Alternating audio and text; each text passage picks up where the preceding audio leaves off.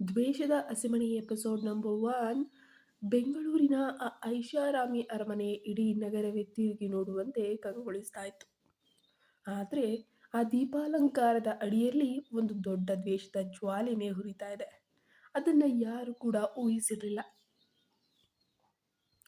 ಆರ್ಯನ್ ಬಾಲ್ಕನಿಯಲ್ಲಿ ನಿಂತು ಸಿಗರೆಟ್ ಹೊಗೆಯನ್ನ ಆಕಾಶಕ್ಕೆ ಬಿಡ್ತಾ ಇದ್ದಾಗ ಅವನ ಕಣ್ಣುಗಳಲ್ಲಿ ರಕ್ತವರ್ಣದ ಕೋಪ ಎದ್ದು ಕಾಣ್ತಾ ಇತ್ತು. ಅವನಿಗೆ ಈ ಮದುವೆ ಎನ್ನುವುದು ಒಂದು ಜೈಲಿನಂತೆ ಭಾಸವಾಗ್ತಿತ್ತು. ಆದರೆ ತಂದೆ ತಾಯಿಯ ಗೌರವಕ್ಕಾಗಿ ಈ ಒಪ್ಪಂದಕ್ಕೆ ಸಮ್ಮತಿಸಿದ್ದಾನೆಯೇ ಹೊರತು ಅವನ ಮನಸ್ಸಿನಲ್ಲಿ ಪ್ರೀತಿಯ ಲವಲೇಶವೂ ಇರಲಿಲ್ಲ. ಅವನ ಪಕ್ಕದಲ್ಲಿ ನಿಂತಿರುವಂತಹ ಅವನ ಆತ್ಮೀಯ ಗೆಳೆಯ ವಿಕಿ ಮೆಲ್ಲ ಕೇಳಿದ, ಆರ್ಯನ್, ಇನ್ನು ಕೆಲವೇ ಗಂಟೆಗಳಲ್ಲಿ ನಿನ್ನ ಲೈಫ್ ಬದಲಾಗ್ತಾ ಇದೆ. ಯಾಕಿಷ್ಟು ಟೆನ್ಷನ್ ಮಾಡ್ಕೊಳ್ತಾ ಇದೀಯಾ ಅಂತ. ಆಗ ಆರ್ಯನ್ ಬಾಲ್ಕನಿಯ ಕಂಬಿಯನ್ನು ಎಷ್ಟು ಜೋರಾಗಿ ಹಿಡಿದನಂದ್ರೆ ಅವನ ಕೈಬೆರಳುಗಳು ಬಿಳಿ ಆದವು. ಲೈಫ್ ಚೇಂಜ್ ಆಗಲ್ಲ ವಿಕ್ಕಿ, ಅಂತ್ಯವಾಗ್ತಾ ಇದೆ. ನನ್ನ ಕನಸುಗಳನ್ನು ಕೊಂದು ಈ ಮದುವೆ ಮಂಟಪಕ್ಕೆ ನನ್ನನ್ನು ಎಳೆದು ತಂದಿದ್ದಾರೆ. ಆ ಅನ್ವಿತಾ ನನ್ನ ಜೀವನಕ್ಕೆ ಕಾಲಿಡುತ್ತಿಲ್ಲ, ಶಾಪವಾಗಿ ಬರ್ತಾ ಇದ್ದಾಳೆ ಅಂತ ಹೇಳಿ ಹಲ್ಲು ಕಿರಿದು ಹೇಳಿದ್ದ. ಅಷ್ಟರಲ್ಲಿ ಆರ್ಯನ್ ಭುಜದ ಮೇಲೆ ಒಂದು ಮೃದುವಾದ ಕೈ ಬಿತ್ತು. ಅದು ಅವನ ತಾಯಿ ರಾಜೇಶ್ವರಿ ಅವರದು. ತಾಯಿಯನ್ನ ನೋಡಿದ ಕೂಡಲೇ ಆರ್ಯನ್ ಕಣ್ಣಿನಲ್ಲಿದ್ದ ಕೆಂಪು ಬಣ್ಣ ಸ್ವಲ್ಪ ಕಡಿಮೆ ಆಯಿತು. ರಾಜೇಶ್ವರಿ ಮಗನ ತಲೆಯನ್ನ ಸವರುತ್ತಾ, ಆರ್ಯನ್, ಹಳೆ ನೆನಪುಗಳನ್ನ ಎಷ್ಟು ಕಾಲ ಹಿಡಿದಿಟ್ಕೊಳ್ತೀಯ ಮಗನೇ? ಅಕ್ಕ ಈ ಘಟನೆ ನಡೆದು 3 ವರ್ಷ ಆಗೋಯ್ತು. ಅನ್ವಿತಾ ತುಂಬಾ ಒಳ್ಳೆ ಹುಡುಗಿ ಕಣೋ ಅಂತ ಸಮಾಧಾನ ಪಡಿಸೋಕೆ ಪ್ರಯತ್ನ ಪಟ್ರು. ಆದ್ರೆ ಆರ್ಯನ್ ತಾಯಿಯ ಕೈಯನ್ನ ಹಿಡಿದು ಗದ್ಗದಿತನ ಆದ.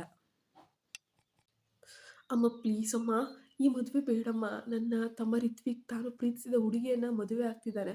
ಅವ್ನು ಖುಷಿಯಾಗಿದ್ದಾನಲ್ವಾ? ಆದರೆ ನನ್ನನ್ನು ಯಾಕೆ ಈ ಕತ್ತಲೆಗೆ ದೂಡ್ತಿದ್ದೀರಾ ಅಮ್ಮ? ನಾನು ಇಲ್ಲಿಂದ ಎಲ್ಲಾದರೂ ಓಡಿ ಹೋಗ್ಬಿಡ್ತೀನಮ್ಮ ಎಂದು ಕಣ್ಣೀರನ್ನು ಹಾಕಿದ್ದ. ರಾಜೇಶ್ವರಿ ಕಣ್ಣಲ್ಲಿ ನೀರು ತುಂಬಿಕೊಂಡು ಬಂತು.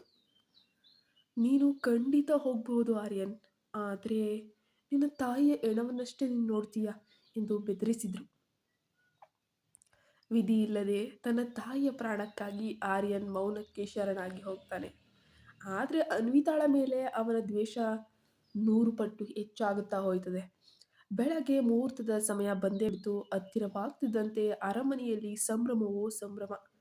ಎಲ್ಲ ಕಡೆ ಮನೆ ಮಾಡಿತ್ತು. ಮಂಟಪದಲ್ಲಿ 2 ಅದ್ಭುತವಾದ ಜೋಡಿಗಳು ಕುಳಿತಿದ್ವು. ಒಂದು ಕಡೆ ಪ್ರೀತಿಸಿದ ಹುಡುಗಿಯನ್ನ ಕೈ ಹಿಡಿಯುತ್ತಿರುವಂತಹ ರಿತ್ವಿಕ್ ಮುಖದಲ್ಲಿ $1,000,000 ನಗು ಇದೆ. ಇನ್ನೊಂದು ಕಡೆ ಸಾಕ್ಷಾತ್ ಯಮನಂತೆ ಕುಳಿತಿರುವಂತಹ ಆರ್ಯನ್. ಅಂತರ್ಪಟ ಸರಿದಾಗ ಆರ್ಯನ್ ಎದುರು ನಿಂತಿದ್ಲು ಅನ್ವಿತಾ. ದೇವಲೋಕದ ಅಪ್ಸರಿಯಂತೆ ಕಾಣ್ತಿದ್ದ ಆಕೆಯ ಕಣ್ಣುಗಳಲ್ಲಿ ಸಾವಿರಾರು ಕನಸುಗಳಿದ್ವು, ಸಾವಿರಾರು ಆಸೆಗಳಿದ್ವು. ತಾನು ಮದುವೆಯಾಗುವಂತಹ ಗಂಡನ ಮೇಲೆ ಅತೀವವಾದ ಮೋಹ ಇತ್ತು. ಆದರೆ ಆರ್ಯನ್ ಅವಳ ಕಣ್ಣನ್ನ ಒಮ್ಮೆಯೂ ಕೂಡ ನೋಡಲಿಲ್ಲ. ಮಾಂಗಲ್ಯ ಕಟ್ಟುವಾಗ ಅವನ ಕೈ ಕೂಡ ನಡಕ್ತಾ ಇರಲಿಲ್ಲ, ಬದಲಾಗಿ ಸೇಡಿನಿಂದ ಬಿಗಿಯಾಗಿತ್ತು. ಮಂತ್ರಘೋಷಗಳ ನಡುವೆ ಅವನು ಅವಳ ಕೊರಳಿಗೆ 3 ಗಂಟು ಹಾಕಿದಾಗ ಅದು ಮದುವೆಯ ಬಂಧನವಾಗಿರಲಿಲ್ಲ, ಅವಳ ಪಾಲಿಗೆ ಶುರುವಾಗಲಿರುವಂತಹ ನರಕದ ಮುನ್ನುಡಿಯಾಗಿತ್ತು. ಮದುವೆ ನಂತರದ ಊಟದ ಸಮಯ ಬಂದಾಗ ಎಲ್ಲರೂ ಕೂಡ ಸಂಭ್ರಮದಲ್ಲೇ ಇದ್ರು. ಅನ್ವಿತಾ ಪಕ್ಕದಲ್ಲೇ ಅವಳ ಬೆಸ್ಟ್ ಫ್ರೆಂಡ್ ರಿಯಾ ಕೂಡ ಕುಳಿತಿದ್ಲು. ರಿಯಾ ಮೆಲ್ಲಗೆ ಅನ್ವಿತಾ ಕಿವಿಯಲ್ಲಿ, ಅನ್ವಿತಾ, ನಿನ್ನ ಹಸ್ಬೆಂಡು ಆರ್ಯನು ತುಂಬ ಸಖತ್ ಆ್ಯಂಡ್ ಸೂಪರ್ ಆಗಿ ಹ್ಯಾಂಡ್ಸಮ್ ಆಗಿದ್ದಾರೆ ಕಣೆ, ಏನೋ ಒಂಥರ ಚೆಂದ ಇದ್ದಾರೆ ಕಣೆ, ಸ್ವಲ್ಪ ರಗಡಾಗಿದ್ರು ಹೀರೋ ಥರನೇ ಕಾಣ್ತಾರೆ ಅಂತ ಪಿಸುಗುಟ್ಟಿದ್ಲು. ಅನ್ವಿತಾ ನಾಚಿಕೆಯಿಂದ ಆರ್ಯನ್ ಕಡೆ ನೋಡ್ತಾಳೆ. ಆದರೆ ಆ ಕ್ಷಣ ಆರ್ಯನ್ ಎತ್ತಿದ ನೋಟ ಇದೆಯಲ್ಲ, ಅವಳ ಎದೆ ದಸಕ್ಕನ್ನು ಥರ ಮಾಡಿಬಿಡ್ತು. ಆರ್ಯನ್ ಕಣ್ಣುಗಳಲ್ಲಿ ಪ್ರೀತಿಯ ಬದಲಿಗೆ ಕ್ರೌರ್ಯ ಇತ್ತು. ಅವನು ತನ್ನ ಫೋನ್ನಲ್ಲಿ ಏನೋ ಮೆಸೇಜ್ ನೋಡ್ತಾ ಅವಳನ್ನು ಜಿರಳೆಯಂತೆ ಅಸಹ್ಯವಾಗಿ ನೋಡಿ ಎದ್ದು ಹೋಗ್ಬಿಟ್ಟ. ಅನ್ವಿತಾಳ ಕಣ್ಣಲ್ಲಿ ನೀರನ್ನೋದು ಜಿನುಗ್ಬಿಡುತ್ತೆ. ತಾನು ಕಂಡ ಕನಸುಗಳೆಲ್ಲ ಈ ರೀತಿ ನುಚ್ಚು ನೀರಾಗ್ತಾ ಇದ್ವಾ ಅಂತ ಅವಳು ಖಂಡಿತ ಊಹಿಸಿರಲಿಲ್ಲ. ಅಯ್ಯೋ, ನನ್ನ ಜೀವನ ಇನ್ಮುಂದೆ ಹೇಗಿರುತ್ತೆ ಎಂದು ಅವಳು ಮನಸ್ಸಲ್ಲೇ ಬಿಕ್ಕಳಿಸಿದ್ಲು. ಊಟದ ಒಂದು ತುತ್ತು ಕೂಡ ಅವಳ ಗಂಟಲಿಗೆ ಕೆಳಗೆ ಇಳಿಲೇ ಇಲ್ಲ. ಆರ್ಯನ್ ಮಂಟಪದಿಂದ ಹೊರಬಂದು ಪಾರ್ಕಿಂಗ್ ಲಾಟ್ ಕಡೆಗೆ ವೇಗವಾಗಿ ಹೋಗ್ತಿದ್ದಾಗ ಕತ್ತಲೆಯಲ್ಲಿ ನಿಂತಿದ್ದ ಒಬ್ಬ ವ್ಯಕ್ತಿ ಅವನಿಗೆ ಫೋನ್ ಮಾಡ್ತಾನೆ. ಕೆಲಸ ಮುಗೀತು ಬಾಸ್, ನೀವು ಹೇಳ್ದಂಗೆ ಅನ್ವಿತಾಳ ಜೀವನದ ಅತಿ ದೊಡ್ಡ ರಹಸ್ಯ ಈಗ ನನ್ನ ಕೈಲಿದೆ. ಇದನ್ನು ರಿಲೀಸ್ ಮಾಡಿದರೆ ಈಕೆ ಸಮಾಜದಲ್ಲಿ ಮುಖ ತೋರಿಸೋ ಖಂಡಿತ ಆಗಲ್ಲ. ಎಂದು ಆ ಅಪರಿಚಿತ ವ್ಯಕ್ತಿ ವಿಕಟಕವಾಗಿ ನಗ್ತಾ ಇದ್ದಾನೆ. ಈಗ ಆರ್ಯನ್ ಮುಖದಲ್ಲಿ ಒಂದು ಕ್ರೂರವಾದ ನಗು ಮೂಡುತ್ತೆ. ಸದ್ಯಕ್ಕೆ ಅದನ್ನ ಹಾಗೆ ಇಟ್ಕೋ, ನಾನು ಹೇಳೋವರೆಗೂ. ಅವಳು ಆ ಮನೆ ಕಾಲಿಟ್ಟ ಮೇಲೆ ಒಂದೊಂದೇ ಬಾಂಬನ್ನ ಸಿಡಿಸೋಣ ಎಂದು ಫೋನನ್ನ ಕಟ್ ಮಾಡಿದ್ದ. ಆರ್ಯನ್ನು ಯಾರನ್ನೋ ಮುಗಿಸುವಂತಹ ಸ್ಕೆಚ್ ಅನ್ನ ಹಾಕ್ತಿದ್ದಾನೆ ಎನ್ನುವುದು ಖಚಿತವಾಗಿತ್ತು. ಅಷ್ಟಕ್ಕೂ ಅನ್ವಿತಾಳ ಆ ಭೀಕರ ರಹಸ್ಯವಾದ್ರೂ ಏನು? ಆರ್ಯನ್ ಯಾಕೆ ಅವಳನ್ನು ಇಷ್ಟೊಂದು ದ್ವೇಷಿಸ್ತಿದ್ದಾನೆ? ಮುಂದೇನಾಗುತ್ತೆ ಗೊತ್ತಾ?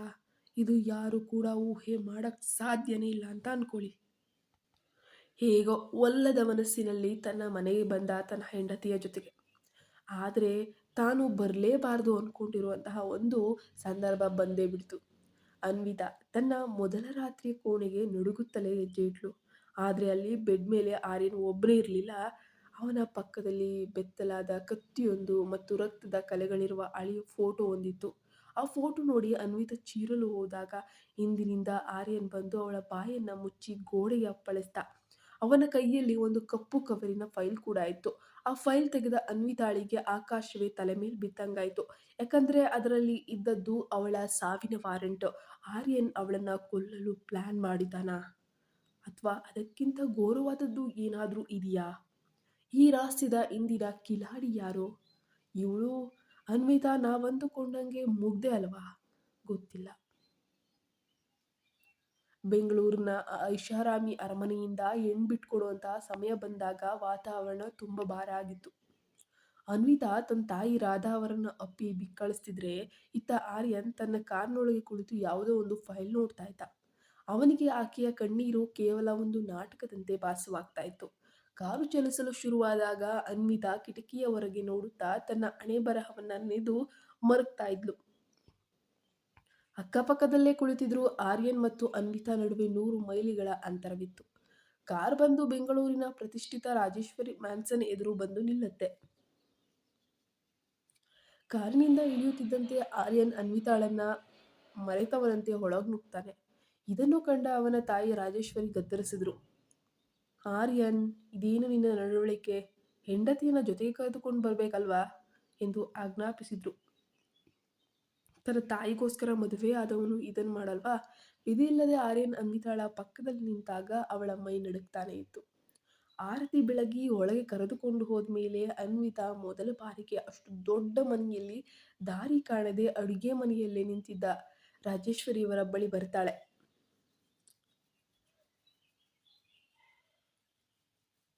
ರಾಜೇಶ್ವರಿ ಅವಳನ್ನ ಪ್ರೀತಿಯಿಂದ ಅಪ್ಕೊಂಡು, ಯಾಕಮ್ಮ ಇಲ್ಲಿಗೆ ಬಂದೆ? ರೂಮ್ಗೆ ಹೋಗಿ ರೆಸ್ಟ್ ಮಾಡಬಾರ್ದಾ ಅಂದ್ರು. ಅನ್ವಿತಾ ತಲೆ ತಗ್ಸಿ, ಅದು ಅದು ನನಗೆ ಯಾವ ರೂಮ್ಗೆ ಹೋಗ್ಬೇಕಂತ ಗೊತ್ತಾಗ್ಲಿಲ್ಲ ಅಮ್ಮ ಎಂದು ಮೆಲ್ಲಗೆ ಹೇಳಿದ್ಲು. ಆ ಮಾತು ಕೇಳಿ ರಾಜೇಶ್ವರಿಗೆ ಮಗನ ಮೇಲೆ ತುಂಬಾ ಸಿಟ್ಟು ಬಂತು. ಸಾರಿ ಮಗಳೇ, ಆರ್ಯನ್ ಸ್ವಲ್ಪ ಕೋಪಿಷ್ಟ, ಆದ್ರೆ ಕೆಟ್ಟವನಂತೂ ಅಲ್ಲ, ನೀನ್ ಯಾವುದಕ್ಕೂ ಹೆದರಬೇಡ ಎಂದು ಸಮಾಧಾನ ಕೂಡ ಮಾಡ್ತಾರೆ. ಅಷ್ಟರಲ್ಲಿ ಮೇಲ್ ನಿಂತ್ಕೊಂಡು ಇದನ್ನೆಲ್ಲ ಗಮನಿಸ್ತಿರುವಂತ ಆರ್ಯನ್ ಮನಸ್ಸಿನಲ್ಲಿ ವಿಷದ ನಗು ಕೂಡ ಮೂಡುತ್ತೆ. ಬಂದು ಅರ್ಧ ಗಂಟೆ ಆಗಲಿಲ್ಲ, ಆಲ್ರೆಡಿ ನನ್ನ ಅಮ್ಮನನ್ನ ಬುಟ್ಟಿಗೆ ಹಾಕೊಳ್ತಾ ಇದ್ದಾಳೆ. ಖಂಡಿತ ಇವಳು ಕಾಣುವಷ್ಟು ಮುಗ್ದೆ ಅಂತೂ ಅಲ್ವೇ ಅಲ್ಲ ಅಂತ ಮನಸ್ಸಿನಲ್ಲಿ ಅಂದುಕೊಂಡ. ಇತ್ತ ಅನ್ವಿತಾ ಮತ್ತು ನಿತ್ಯ ಇಬ್ಬರನ್ನ ಗೆಸ್ಟ್ ರೂಮಿಗೆ ಕರೆದುಕೊಂಡು ಹೋಗಲಾಗಿತ್ತು. ರಾಜೇಶ್ವರಿ ಹೋದ ಮೇಲೆ ಅನ್ವಿತಾ ಫ್ರೆಶ್ ಆಗಲು ಬಾತ್ರೂಮ್ ಕಡೆಗೆ ಹೊರಟಿದ್ಲು. ಆಗಲೇ ನಿತ್ಯ ತನ್ನ ನಿಜವಾದ ಮುಖವನ್ನ ತೋರಿಸೋಕೆ ಶುರು ಮಾಡಿದ್ಲು. ಹಲೋ ಅನ್ವಿತಾ ಮೇಡಮ್, ಸ್ವಲ್ಪ ನಿಲ್ಲಿ, ಮೊದಲು ನಾನು ಹೋಗ್ಬೇಕು ಎಂದು ಅಹಂಕಾರದಿಂದ ತಡೆದಿದ್ಲು. ಅನ್ವಿತಾ ದಿಗ್ಭ್ರಮೆಗೊಂಡು ಅವಳನ್ನು ನೋಡಿದಾಗ ನಿತ್ಯ ಮುಖದ ಮೇಲೆ ವಿಕೃತವಾದ ನಗು ಇತ್ತು. ಏನೋ, ನಾನು ನಿನ್ನ ಕಾಲೇಜ್ ಫ್ರೆಂಡ್ ಅಂತ ತಿಳ್ಕೊಂಡಿದ್ದೀಯಾ? ನೀನು ಕೇವಲ ಒಬ್ಬ ಸಾಮಾನ್ಯ ಸ್ಕೂಲ್ ಮಾಸ್ಟ್ರು ಮಗಳಷ್ಟೇ. ನನ್ನ ಲೆವೆಲೇನು ನಿನ್ನ ಲೆವೆಲೇನು ಅಂತ ಫಸ್ಟ್ ತಿಳ್ಕೊ. ಇಲ್ಲಿ ದೊಡ್ಡ ಸೊಸೆ ಅಂತ ಬಾಲ ಬಿಚ್ಚಿದ್ರೆ ನಿನ್ನನ್ನ ಮತ್ತು ನಿನ್ನ ಮನೆಯವರನ್ನ ಬೀದಿಗೆ ತಂದು ನಿಲ್ಲಿಸ್ಬಿಡ್ತೀನಿ, ಹುಷಾರ್ ಅಂತ ಹೇಳಿ ಎಚ್ಚರಿಕೆ ನೀಡಿ ಒಳಗೆ ಹೋದ್ಲು. ನಿತ್ಯ ಚಿಕ್ಕ ಸೊಸೆ ಹೊರಬರುವಾಗ ಒದ್ದೆ ಟವಲನ್ನ ಅನ್ವಿತಾ ಮುಖದ ಮೇಲೆ ಎಸ್ದು ಹೋಗ್ತಾಳೆ. ಅನ್ವಿತಾಳಿಗೆ ತನ್ನ ಸುತ್ತಲಿರುವವರು ನೈಜ ಬಣ್ಣ ಅರ್ಥವಾಗುತ್ತಾ ಹೋಗುತ್ತೆ. ಅಲ್ಲಿನ ಪರಿಸ್ಥಿತಿ ಏನು, ಯಾರು ಹೇಗೆ ಅನ್ನೋದು ಒಂದು ಕ್ಲಾರಿಟಿ ಸಿಗ್ತಾ ಇದೆ. ರೂಮ್ನಲ್ಲಿದ್ದ ಅವಳನ್ನ ರಾಜೇಶ್ವರಿ ಕರೆದು, ಅನ್ವಿತಾ, ಇವತ್ತು ರಾತ್ರಿ ನೀವಿಬ್ರು ಏನಾದರೂ ಸಿಹಿ ಮಾಡ್ಬೇಕಮ್ಮ ಅಂತ ಹೇಳಿದ್ರು. ಅಡುಗೆ ಬಾರದ ನಿತ್ಯಳಿಗೆ ಒಂದು ಕ್ಷಣ ಬೆವರು ಕೆಳಗೆ ಇಳದಂಗಾಗೋಯ್ತು. ಆದರೆ ಅನ್ವಿತಾ ಪ್ರೀತಿಯಿಂದ ಸರಿಯಮ್ಮ ಆಗ್ಬೋದು ಅಂತ ಒಪ್ಕೊಂಡ್ಳು. ಅಡುಗೆ ಮನೆಗೆ ಬಂದ ಅನ್ವಿತಾ ಆರ್ಯನ್ ಫೇವ್ರೆಟ್ ಕ್ಯಾರೆಟ್ ಹಲ್ವಾ ಮಾಡೋಕ್ಕೆ ಶುರು ಮಾಡ್ತಾಳೆ. ಅಲ್ಲಿನ ಕೆಲಸದವಳು ಆಶಾ ಅನ್ವಿತಾಳ ಮುಗ್ಧತೆಗೆ ಮಾರು ಹೋದ್ಲು. ಹಲ್ವಾ ಘಮ ಇಡೀ ಮನೆಯನ್ನೇ ಆವರಿಸ್ಬಿಟ್ಟಿತ್ತು. ರಾಜೇಶ್ವರಿ ಬಂದು ವಾವ್ ವಾವ್, ಆರ್ಯನ್ಗೆ ಕ್ಯಾರೆಟ್ ಹಲ್ವಾ ಅಂದರೆ ಪಂಚ ಪ್ರಾಣ. ಅವನ ಮನಸ್ಸು ಕರಗಿಸಲು ನೀನು ಸರಿಯಾದ ಹಾದಿಯನ್ನೇ ಹಿಡಿದಿದ್ದೀಯ, ಬೇಷ್ ಮಗಳೇ ಎಂದು ಮೆಚ್ಚುಗೆಯನ್ನು ಸೂಚಿಸಿದರು. ಆದರೆ ಅನ್ವಿತಾಳಿಗೆ ಗೊತ್ತಿರಲಿಲ್ಲ, ಅದೇ ಹಲ್ವಾ ಅವಳ ಜೀವನದ ಅತಿ ದೊಡ್ಡ ವಿಪತ್ತಿಗೆ ಕಾರಣವಾಗಲಿದೆ ಅಂತ ಹೇಳಿಬಿಟ್ಟು. ಸುಮಾರು ಊಟ ಮಾಡುವ ಸಮಯ ರಾತ್ರಿ 8 ಗಂಟೆಯಾಗುತ್ತಲೇ ಆರ್ಯನ್ ಜಮದಗ್ನಿಯಂತೆ ಡೈನಿಂಗ್ ಟೇಬಲ್ ಬಳಿ ಬಂದು ಕೂತಿದ್ದಾನೆ. ಅನ್ವಿತಾ ಪ್ರೀತಿಯಿಂದ ಬಡಿಸಲು ಹೋದಾಗ ಅವನು ಅವಳ ಕೈಯನ್ನ ಕೆಂಡದಂತೆ ನೋಡ್ತಾ ಇದ್ದಾನೆ. ಇದು ನೀನ್ ಮಾಡಿದ್ದಾ ಎಂದು ಕೇಳಿದ್ದ. ಅನ್ವಿತಾ ಹಾ ಹೌದು ಎನ್ನುವಂತೆ ತಲೆ ಆಡಿಸಿದ್ಲು. ಆರ್ಯನ್ ಹಲ್ವಾವನ್ನು ಒಂದು ಚಮಚ ಬಾಯಿಗೆ ಹಾಕ್ತವನೇ ಇದ್ದಕ್ಕಿದ್ದಂತೆ ಕೆಮ್ಮುತ್ತಾ ಎದ್ದು ನಿಂತು ಬಿಟ್ಟ. ಅವನ ಕಣ್ಣುಗಳು ಕೆಂಪಗಾದವು. ನೀನು ನನ್ನ ಕೊಲ್ಲಲು ಏನಾದರೂ ಸ್ಕೆಚ್ ಹಾಕಿದೀಯಾ ಅನ್ವಿತಾ ಎಂದು ಕಿರ್ಚಿದಾಗ ಇಡೀ ಮನೆಗೆ ನಡುಗಿ ಹೋಯಿತು. ಮುಂದೇನಾಗುತ್ತೆ ಗೊತ್ತಾ? ಇದು ಯಾರು ಕೂಡ ಊಹಿಸಿರಲಿಲ್ಲ. ಈತ ಯಾಕೆ ಹೀಗೆ ಮಾಡ್ತಿದ್ದಾನೆ? ಆರ್ಯನ್ ಆ ಹಲ್ವಾ ಬಟ್ಟಲನ್ನು ನೆಲಕ್ಕೆ ಅಪ್ಪಳಿಸಿ ಪುಡಿ ಪುಡಿ ಮಾಡಿಬಿಟ್ಟ. ಎಲ್ಲರೂ ಶಾಕ್ ಆಗೇ ನೋಡ್ತಾ ಇದ್ದಾರೆ, ಈತ ಯಾಕೆ ಹೀಗೆ ಆಡ್ತಿದ್ದಾನೆ ಅಂತ. ಅವನು ಅನ್ವಿತಾಳ ಕತ್ತನ್ನು ಹಿಡಿದು ಗೋಡೆಗೆ ಒತ್ತಿದ. ನಿನಗೆ ಅಲರ್ಜಿ ಇರುವ ವಿಷಯ ಯಾರು ಹೇಳಿಲ್ವಾ? ಅಥವಾ ಗೊತ್ತಿದ್ದೇ ನನ್ನ ಪ್ರಾಣ ತೆಗೆಯೋಕೆ ಬಂದಿದೀಯಾ ಎಂದು ಗರ್ಜಿಸಿದ್ದ. ಅಷ್ಟರಲ್ಲಿ ನಿತ್ಯ ಅಲ್ಲಿಗೆ ಓಡೋಡಿ ಬಂದು ಒಂದು ಫೋಟೋವನ್ನು ಕೂಡ ತೋರಿಸಿದ್ಲು. ಆ ಫೋಟೋದಲ್ಲಿ ಅನ್ವಿತಾ ಯಾರೋ ಒಬ್ಬ ಅಪರಿಚಿತ ಹುಡುಗನ ಜೊತೆ ಇರೋದನ್ನ. ಅದನ್ನ ಕಂಡ ಆರ್ಯನ್ ಆ ಫೋಟೋವನ್ನು ಅನ್ವಿತಾಳ ಮುಖಕ್ಕೆ ಎಸ್ದ. ಅಷ್ಟಕ್ಕೂ ಆ ಫೋಟೋದಲ್ಲಿದ್ದ ಹುಡುಗ ಯಾರಿರಬಹುದು? ಅವನ ಅಥವಾ ಅವಳ ಮಾಜಿ ಲವರ್ ಇರ್ಬೋದಾ? ಅನ್ವಿತಾ ಮೇಲೆ ನಿತ್ಯ ಹೆಣೆದ ಅಭೀಕರ ಸಂಚೇನೂ ಗೊತ್ತಾಗುತ್ತೆ. ಕತೆ ಮುಂದುವರಿಯುತ್ತೆ. 1 ಸೆಕೆಂಡ್ ಸ್ಟಾಪ್ ಮಾಡಬೇಡಿ, ಈ ಕಥೆಯ ಮುಂದಿನ ಭಾಗ ನಿಮಗೆ ಸಿಗೋದೇ ಇಲ್ಲ. ಸ್ನೇಹಿತರೆ, ನಿಮಗೆ ಈ ಕತೆ ಇಷ್ಟವಾಗಿದೆ ತಪ್ಪದೆ ಲೈಕ್ ಮಾಡಿ. ಇಂತಹ ಇನ್ನಷ್ಟು ರೋಚಕ ಕಥೆಗಳು ಮಿಸ್ ಆಗಬಾರ್ದು ಅಂದರೆ ನಮ್ಮ ಚಾನಲ್ನ ಸಬ್ಸ್ಕ್ರೈಬ್ ಮಾಡಿಟ್ಕೊಳ್ಳಿ. ಆದರೆ ಒಂದು ಮುಖ್ಯ ವಿಷಯ ಏನಂದರೆ, ಭಾಳ ಜನರಿಗೆ ಕತೆ ಪಾರ್ಟ್ 1 ಸಿಕ್ಕಿದ್ರೆ ಪಾರ್ಟ್ 2 ಸಿಗಲ್ಲ, ಪಾರ್ಟ್ 3 ಸಿಗಲ್ಲ, ಅಥವಾ ಮುಂದಿನ ಭಾಗಗಳು ಸಿಗಲ್ಲ. ಹೊಸ್ದಾಗಿ ಬಂದವರಿಗೆ ಹಳೆಯ ಕಂಪ್ಲೀಟ್ ಸ್ಟೋರಿಗಳೇ ಸಿಗೋದಿಲ್ಲ, ಕೆಲವರಿಗೆ ಸರ್ಚ್ ಮಾಡೋಕ್ಕೆ ಬರೋದಿಲ್ಲ ಅನಿಸುತ್ತೆ.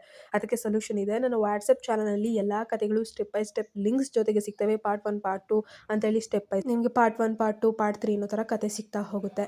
ನಾನು ಇದೇ ಕಥೆನ ವೆಬ್ಸೈಟಲ್ಲಿ ಕೂಡ ಹಾಕ್ತೀನಿ, ಆದರೆ 1 ದಿನ ಅಥವಾ 2 ದಿನ ಮುಂಚಿತವಾಗಿ ನೀವು ಮುಂದಿನ ಭಾಗಗಳನ್ನು ಓದ್ಬೋದು. ಆದ್ದರಿಂದ ಈಗಲೇ ಲಿಂಕ್ ಅಥವಾ QR ಕೋಡನ್ನು ಬಳಸಿ ನಾವು ವಾಟ್ಸಪ್ ಚಾನಲ್ಗೆ ಜಾಯ್ನ್ ಆಗಿ. ಈಗಲೇ ಸ್ಕ್ರೀನ್ಶಾಟ್ ತೊಗೊಳ್ಳಿ, ನಿಮ್ಮ ವಾಟ್ಸಪ್ಗೆ ಹೋಗಿ ಸ್ಕ್ಯಾನ್ ಮಾಡ್ಕೊಳ್ಳಿ. ಪ್ರತಿದಿನ ಹೊಸ ಕಥೆಗಳು, ಯಾವುದೇ ಪಾರ್ಟ್ ಮಿಸ್ ಆಗದೆ ಇರೋಂಗೆ ನಿಮ್ಮ ಕೈ ಸಿಗುತ್ತೆ. ಜಾಯ್ನ್ ಆಗಿ ಎಂಜಾಯ್ ಮಾಡಿ. ಸ್ಟೋರಿ ಮಿಸ್ ಆಗೋದು ಬೇಡ ಅಲ್ವಾ?